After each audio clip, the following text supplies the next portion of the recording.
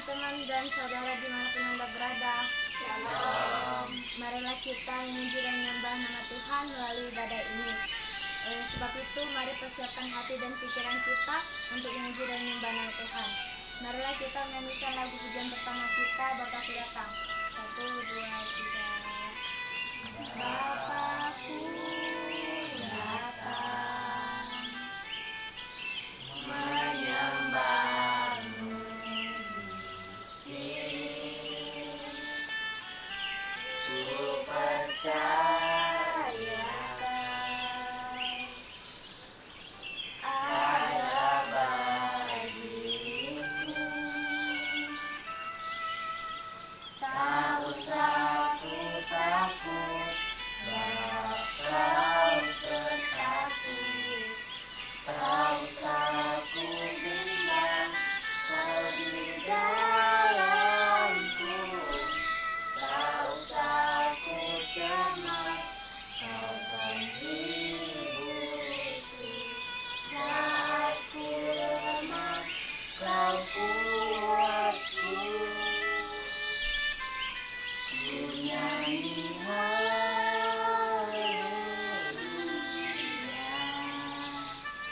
Ku nyanyi haleluya.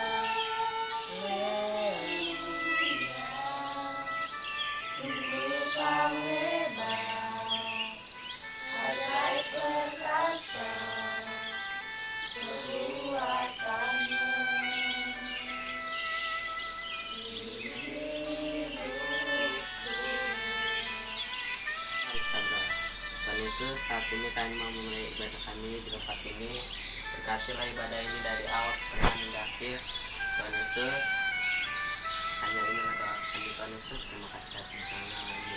Di dalam nama anak-Mu Yesus Kristus dan Juru Selamat kami. Amin.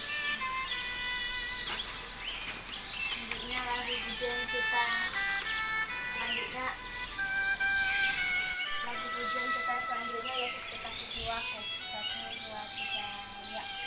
Yesus kekasih jiwaku, sungguh ku percaya padamu. Karena kasih-Mu padaku, Kau tebus dosaku.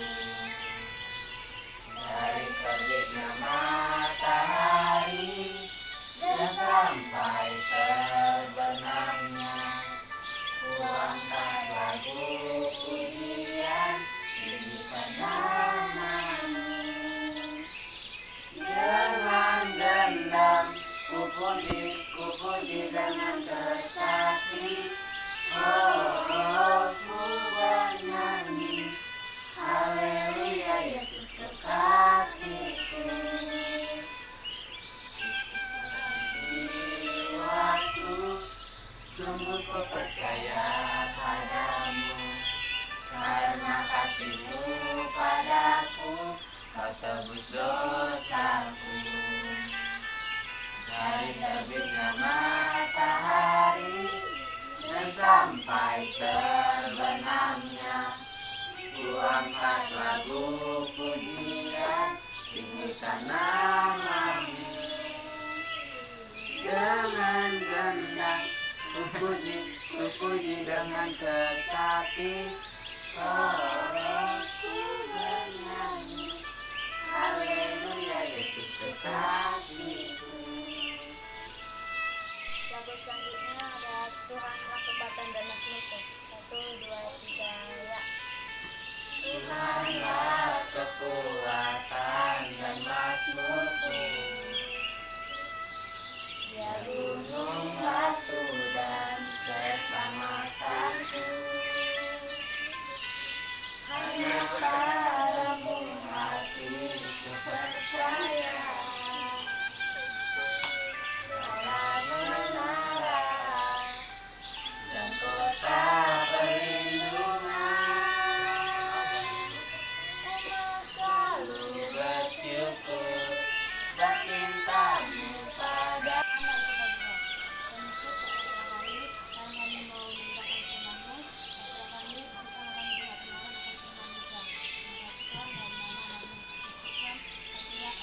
Lagu yang terakhir, Jawa Timur dari Barat. 1, 2, 3, ya. Sejauh timur dari barat, Engkau membuang dosaku. Tiada kau ingat lagi kesalahanku. Jauh ke dalam tubir laut, Kau menyimpan dosaku. Tiada kau perhitungkan pelanggaranku. Betapa besar kasih pengampunanmu, Tuhan. Tak kau pandang hati yang hancur. Ku berterima kasih kepadamu ya Tuhan. Pengampunan yang Kau berikanku. Shalom saudaraku yang terkasih di dalam Tuhan. Berjumpa lagi kita dalam persekutuan ini. Kita percaya dalam persekutuan pasti mengandung janji. Oleh sebab itulah saudaraku, pemirsa dimanapun Anda berada, mari berikanlah waktumu dan kehidupanmu untuk bersama-sama kita bertumbuh di dalam persekutuan ini. Karena di dalam persekutuan juga mengandung janji. Saudaraku yang terkasih di dalam Tuhan, pembacaan atau renungan firman Tuhan pada kita pada saat ini yang terdapat di dalam 1 Timotius 3 ayat 16. Demikianlah bunyinya. Segala sesuatu yang dituliskan, yang diilhamkan Allah memang bermanfaat untuk mengajar, untuk menyatakan kesalahan, untuk memperbaiki kelakuan, dan untuk mendidik orang dalam kebenaran. Tema pada saat ini adalah hikmat daripada Tuhan. Adapun tema pada saat ini, karena kita melihat konteks kehidupan sekarang ini, masa sekarang ini, zaman ini, khususnya di masa-masa pandemi COVID-19 yang tidak kunjung berakhir, manusia atau sudah kebanyakan manusia tidak pandang bulu, sudah tidak lagi mengarah kepada hikmat dari Tuhan. Oleh sebab itu saudaraku, mari kita melanjutkan pembahasan ini. Ayat nas ini adalah nasihat Rasul Paulus kepada Timotius. Ya, orang muda yang dipercaya melayani jemaat di Efesus. Mengapa Paulus perlu menekankan kembali pentingnya mempelajari dan merenungkan firman Tuhan? Karena pada waktu itu banyak sekali pengajaran-pengajaran sesat yang menyusup di antara jemaat, sehingga mereka tidak lagi menjadikan Alkitab itu sebagai pedoman hidup, melainkan lebih menyendengkan telinganya kepada ajaran-ajaran yang menyimpang dari kebenaran. Tidak lagi menerima ajaran sehat, tetapi mereka akan mengumpulkan guru-guru menurut kehendaknya untuk apa? Memuaskan keinginannya, telinganya. Mereka akan memalingkan telinganya dari kebenaran dan membukanya bagi dongeng. Hal ini terdapat di dalam 2 Timotius 4 ayat 3 sampai 4.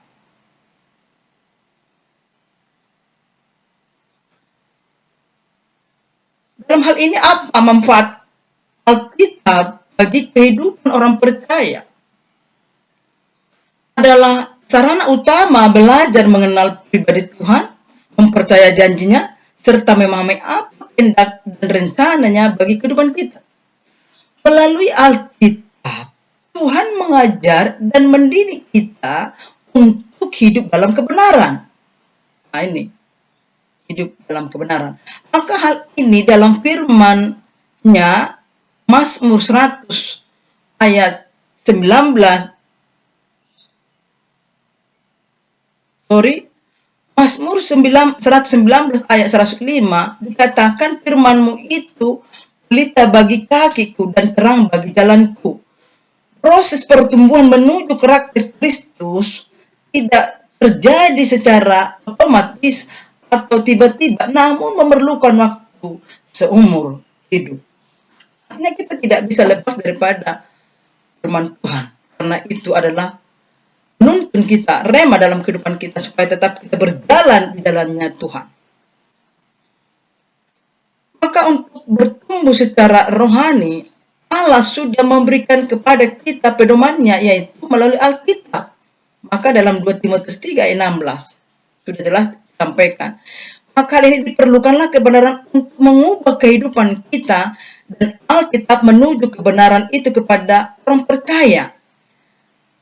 Hidup kita akan berubah bila kita tahu atau kita mau membayar harga, yaitu menyediakan waktu membaca Alkitab, mempelajari, merenungkan, dan menerapkannya dalam kehidupan sehari-hari. Saudara yang terkasih di dalam Tuhan, temanya adalah hikmat daripada Tuhan. Kalau kita melihat kehidupan masa sekarang ini, saat ini, sudah kebanyakan di antara kita menjauh daripada hikmat Tuhan. Bahkan mungkin tidak lagi percaya kepada Allah, atau tidak lagi percaya kepada firman Tuhan, tidak lagi mau dalam persekutuan, sudah yang lainnya Allahnya. Sudah mencari Allah yang lain yang menurutnya itu menyenangkan hatinya, memuaskan keinginannya, menyenangkan telinganya. Maka di sini kita bisa melihat kehidupan di masa saat ini. Salah satu contoh adalah sudah kebanyakan di antara kita mencari Allah mereka, yaitu gadget atau HP. Yang manakala dengan adanya HP ini, mereka berfokus, bersita waktunya untuk memuaskan keinginan mata, hati, dan tentunya kepuasan jiwanya. Demikian juga, mari kita lihat ilustrasi-ilustrasi ini, yang mana mereka tidak lagi memiliki hikmat daripada Tuhan, menggemukkan badannya dengan berbagai makanan yang disuguhkan, dengan genggaman HP di tangan untuk memuaskan keinginannya. Demikian juga kebanyakan juga di antara kita, hikmat mereka adalah mencari uang sebanyak mungkin, sehingga tidak lagi peduli kepada persekutuan, tidak lagi mengindahkan lagi kehidupan sosial. Bahkan juga kita lihat di kalangan kehidupan pemuda, remaja, dan juga orang tua, mereka sudah mencari hikmat melalui teknologi canggih, yang mana kita tahu sekarang ini adalah berbagai tayangan yang ada di Google, YouTube, melalui aplikasi-aplikasi, yang mana mereka mencari hikmat di sana. Menurut mereka, di sana adalah kepuasan, di sana adalah jawaban. Sehingga kita bisa lihat gambar ini. Mereka berkumpul, tetapi lihat esensinya. Hanya sibuk dengan kesibukan diri sendiri, dengan memainkan gamenya masing-masing. Dan lihat, mereka hanya memuaskan diri sendiri. Maka inilah kehidupan saat ini, yang mereka tidak mencari hikmat daripada Tuhan lagi. Dan tentunya kehidupan sekarang ini juga kehidupan para remaja. Dengan adanya COVID-19 ini, mereka tidak lagi memiliki hikmat. Bagaimana mereka bisa memiliki hikmat? Karena mereka sudah tertarik oleh pemakaian gadget ini. tidak lagi mau belajar lagi, yang ada bermalas-malasan menidurkan semua buku pembelajaran mereka. Dan identiknya sekarang ini, pemuda atau remaja, atau kita juga kalangan orang tua, kehidupannya hanya kepuasan, berjumpa, berkumpul, minum-minum, tertawa. Menurut kita ini bahagia. Oke, pada saat-saat mereka berkumpul, mungkin mereka hanya memuaskan. Tetapi selanjutnya apakah mereka mengerti apa yang mereka bicarakan? Hanya menghabiskan waktu dengan kehidupan tren-tren saja. Mereka tidak ada hikmah di sini. Hanya hikmahnya adalah mereka bisa kumpul, makan-makan, menghabiskan harta yang mereka miliki tanpa sesuatu yang berguna yang mereka lakukan. Demikian juga kalangan remaja akan banyak bermalas-malasan. Mereka mencari hikmat di gadget mereka. Ketika mereka diberikan nasihat, mereka tidak akan mau lagi mendengarkan nasihat orang tua, menutup telinga, mereka garang. Ya, hikmat mereka adalah HP mereka. Yang suka berontak, berteriak. Nah, inilah kehidupan ya yang mereka diakibatkan mencari hikmat di media-media melalui teknologi canggih ini. Dan tentunya identik kehidupan manusia saat ini adalah keegoisan. Mereka tidak mau peduli lagi karena mereka sudah mencari hikmat itu di luar daripada Tuhan. Jadi mereka hanya ingin memuaskan telinga mereka, mata mereka, hati mereka. Sangat-sangat disayangkan. Inilah yang terjadi di masa-masa saat ini. Tidak lagi mencari hikmat daripada Tuhan. Maka dengan itu saudaraku yang terkasih di dalam Tuhan, supaya kita memiliki hikmat daripada Tuhan, maka kita akan dinasihati oleh Amsal, kitab Amsal ini. Amsal pertama ayat 1 sampai 7. Dan untuk Amsal pasal pertama ayat ke-7, di sini kita akan diarahkan supaya kita bisa memiliki hikmat. Itu didikan, sosok IQ, hikmat, ego IQ, pengetahuan intelektual IQ, dan supaya kita semua bisa lupa kehidupan hedonisme egosentris di saat-saat ini. Maka khususnya kita kaum remaja, pemuda, mari kita mau dinasihati oleh firman-Nya melalui Amsal pasal pertama ayat 1 sampai 7. Poin-poinnya adalah di sini, mengetahui hikmat dan didikan, mengerti kata-kata yang bermakna, menerima didikan yang menjadikan pandai, serta kebenaran, keadilan, dan kejujuran. Dan yang keempat, memberikan kecerdasan kepada orang yang tak berpengalaman. Nomor 5, memberikan pengetahuan serta kebijaksanaan kepada orang muda. Ingat, kepada orang muda. Orang bijak mendengarkan dan menambah ilmu. 7, orang yang berpengertian memperoleh bahan pertimbangan. Inilah yang diperlukan kehidupan kita pada saat ini sebagai baik itu remaja, pemuda, orang tua. Kita harus menerima pendidikan ini supaya kita bisa memiliki hikmat daripada Tuhan. Sudah jelas dikatakan dalam Amsal pertama ayat 1 sampai 7. Ya, sungguh luar biasa. Yang pertama, mengetahui hikmat dan didikan. Melalui kita rajin membaca firman Tuhan, maka kita akan diberikan hikmat dan bahkan didikan supaya kita lurus kepada jalannya Tuhan. Memberikan kita hikmat berkata-kata, memberikan jawaban yang tepat dan benar. Bahkan kita di sini juga poin yang ketiga, pandai serta kebenaran, keadilan ada dalam bagian kita. Dan tentu kecerdasan, punya pengalaman, serta kita diberikan kebijaksanaan sebagai orang muda, remaja, orang tua. Dan tentunya melalui didikan ini kita menambah ya ilmu kita. Karena bagaimanapun selama kita hidup, kita tidak lepas namanya belajar dan belajar menggali ilmu.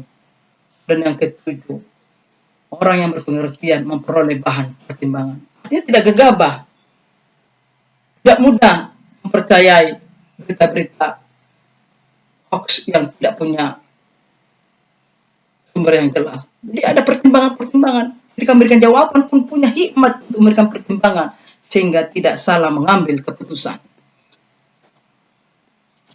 Oleh itu saudaraku, mari kita kembalilah kepada hikmat Tuhan. Kehidupan ini akan berlalu seperti ungkapan di sini.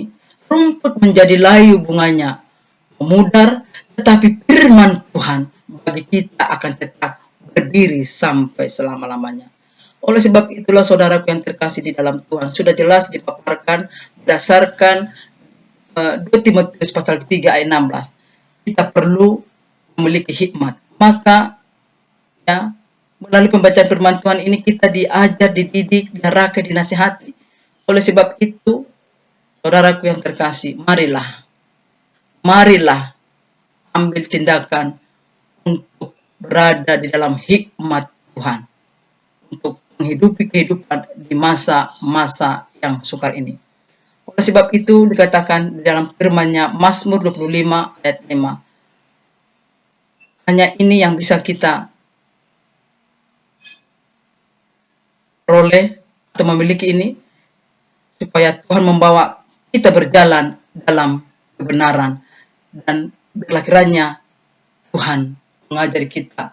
Oleh sebab itu, mari kita menyerahkan kehidupan kita sepenuhnya kepada Tuhan dan ambil tindakan, ambil komitmen supaya kita tetap berada dalam persekutuan.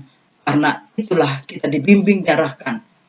Oleh sebab itu saudaraku, saya tetap mengajak kita terus-menerus berada di dalam persekutuan dengan Tuhan melalui konten-konten yang ada, supaya iman kita bertumbuh bersama dengan Kristus.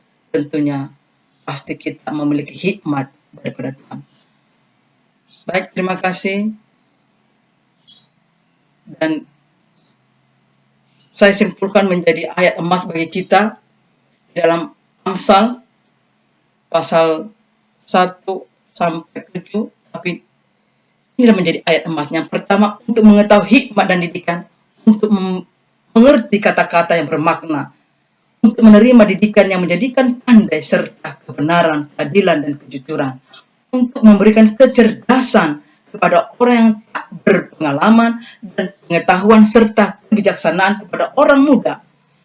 Baiklah untuk bijak mendengar dan menambah ilmu, dan baiklah orang yang berpengertian memperoleh bahan pertimbangan. Inilah menjadi ayat emas untuk referensi dalam 2 Timotius 3 ayat 16 tadi, supaya kita bisa memperoleh hikmat daripada Tuhan. Baik saudara yang terkasih, terima kasih. Dan Yesus memberkati. Kita berdoa. Bapa dalam kerajaan surga, kami mengucap syukur kepada Tuhan atas penyertaan-Mu. Dalam penyertaan Tuhan dalam persekutuan ini, kami sudah diingatkan oleh firman-Mu dalam 2 Timotius 3 ayat 16, supaya kami memiliki hikmat daripada Tuhan. Maka sudah dipaparkan berdasarkan penjelasan di Amsal. Biarlah kiranya kami bisa menjadi pendengar yang baik dan tentunya pelaku firman yang baik. Terima kasih pada surga. Segala puji, hormat, syukur hanya bagi-Mu. Dalam nama-Mu kami mengucap syukur dan berdoa. Amin. Baik saudara yang terkasih pemirsa, demikian perjumpaan kita dalam persekutuan ini. Kiranya kita bertumbuh bersama di dalam Kristus. Oke, sampai jumpa di konten berikutnya. Shalom, Tuhan Yesus memberkati.